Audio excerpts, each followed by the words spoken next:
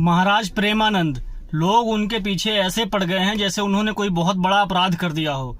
लेकिन दोस्तों, उन्होंने जो भी कहा है हमारे देश को, हमारे समाज को, आने वाली नई जनरेशन को सुधारने के लिए कहा है, उनको एक सही रास्ता दिखाने के लिए कहा है।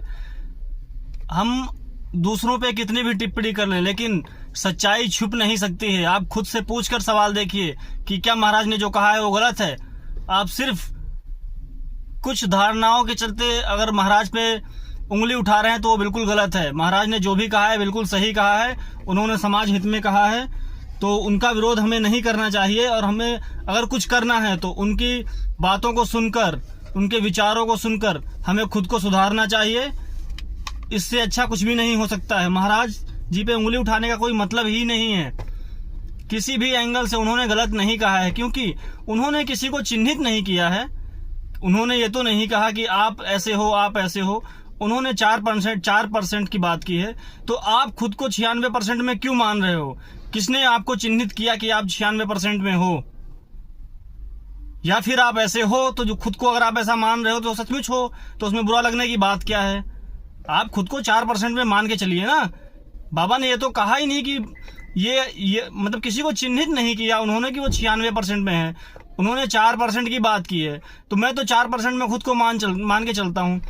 आप क्यों 96% में खुद को मान रहे हो? आप भी 4% में मानो। बवाल करने की जरूरत क्या है?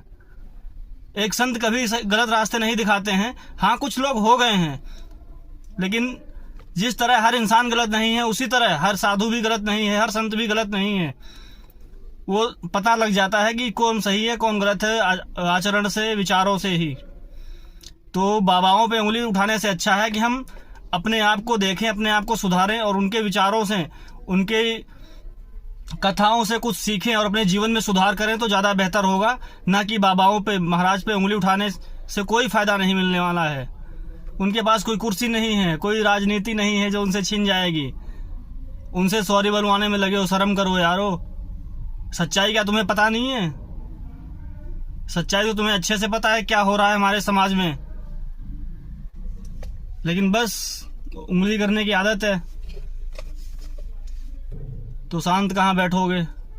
किसी ना किसी को तो बोलना ही पड़ेगा ना। तो ऐसा मत करो कि समाज के सामने आपको शर्मिंदा होना पड़े।